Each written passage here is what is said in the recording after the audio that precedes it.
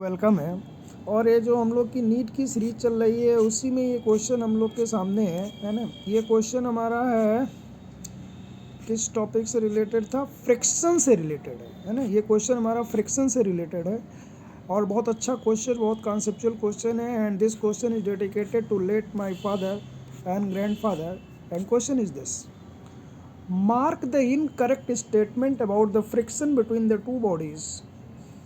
Static friction is always greater than the kinetic friction. Coefficient of static friction is always greater than the coefficient of kinetic friction.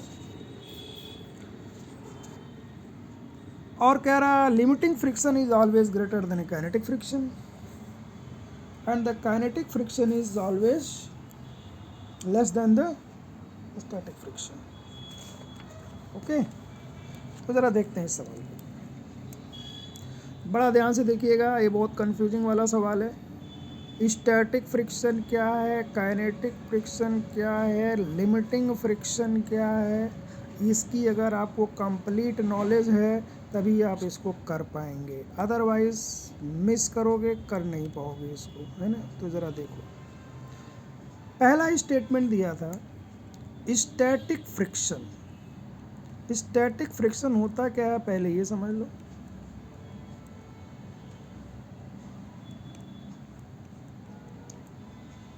और limiting friction ये क्या होता है।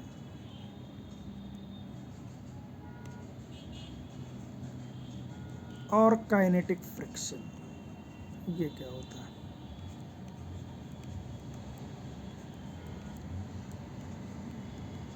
तो kinetic friction तो साफ सुथरा है, जब बॉडी मोशन में होती है तो जब फ्रिक्शन लगता है उसको काइनेटिक फ्रिक्शन बोलते हैं। और स्टैटिक फ्रिक्शन और लिमिटिंग फ्रिक्शन वाले में थोड़ा सा कंफ्यूजन होता है। जैसे मान लीजिए कि एक बॉक्स है, यहाँ पे रखा है, ठीक, और ये जो ग्राउंड है, ये इस पर मैक्सिमम फ्रिक्शनल फोर्स जो लगा सकता है, मैक्सिमम फ्रिक्शनल फोर्स जो ये लगा सकता है वो मान लीजिए 10 न्यूटन है, ये लगा सकता है। तो क्या होगा, अगर इसको हमको आगे बढ़ाना है इधर, तो हमको 10 न्यूटन से ज़्यादा लगाना पड़ेगा तभी आगे बढ़ेगा, क्योंकि ये 10 न्यूटन से रोकेगा। तो अगर मैं इस पर 5 न्यूटन का फोर्स लगाऊं तो क्या ये आगे बढ़ेगा? नहीं बढ़ेगा। तो उस समय इस पर फ्रिक्शन लगेगा, वो फ्रिक्शन कितना लगेगा जी? 5 न्यूटन। और ये स्टैटिक फ्रिक्शन है। देखो, स्टैटिक माने रुका हुआ है, चल नहीं रहा तो फ्रिक्शन लग रहा। अब हमने इसको बढ़ा के क्या कर दिया? 6 न्यूटन कर दिया आगे वाले को। ये भी बढ़ के कितना हो जाएगा? 6 न्यूटन। इसको 7 न्यूटन कर दोगे तो ये 7 न्यूटन हो जाएगा। ये सब स्टैटिक फ्रिक्शन है। इसको 8 न्यूटन कर दोगे तो ये 8 न्यूटन लगेगा, ये सब स्टैटिक फ्रिक्शन है। इसको 10 न्यूटन कर दोगे तो भी ये पीछे लगेगा 10 न्यूटन। अब ये जो 10 न्यूटन है ये स्टैटिक फ्रिक्शन की मैक्सिमम वैल्यू है, इसी को हम बोलते हैं लिमिटिंग फ्रिक्शन।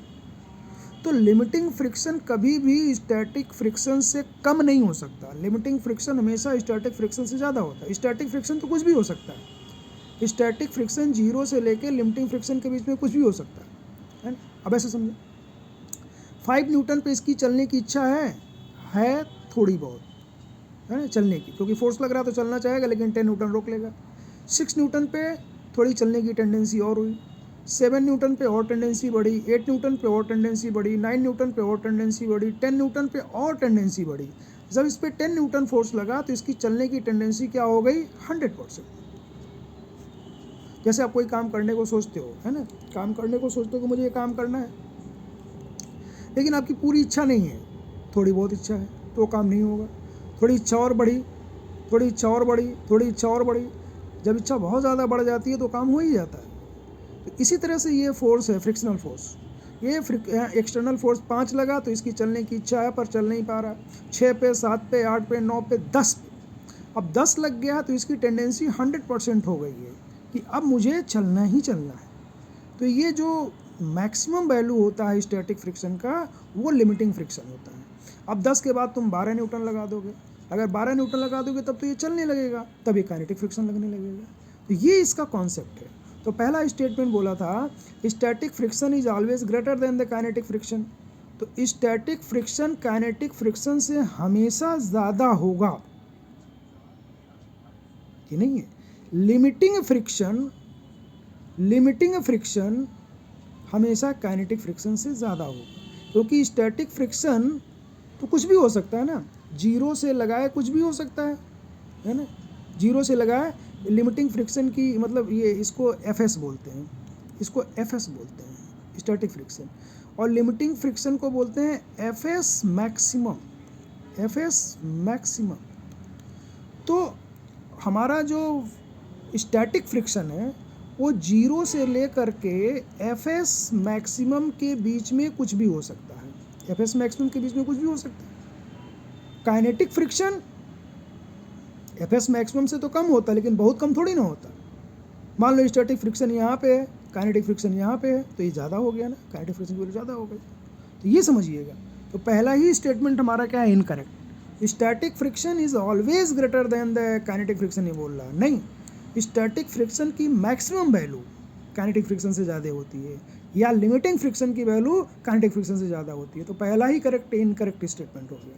दूसरा देखो, coefficient of static friction is always greater than the coefficient of kinetic friction. बिल्कुल, म्यू एस की वैल्यू हमेशा म्यू के से ज़्यादा होगी, म्यू एस तो हमेशा म्यू के से ज़्यादा होगा, पर एफ एस हमेशा हमारा एफ के से ज़्यादा होगा, ये कहना गलत है ना।